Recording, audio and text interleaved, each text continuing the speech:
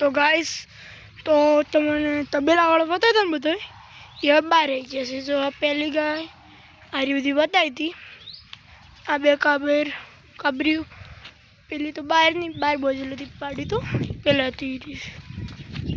હવે આપણે દેશી ગાય ઓનિન પેલીની માં આ બે જોટો હોય તો આ તો હોય જતું ના હારી ઉપરું બોજેલો તો લગભગ હા.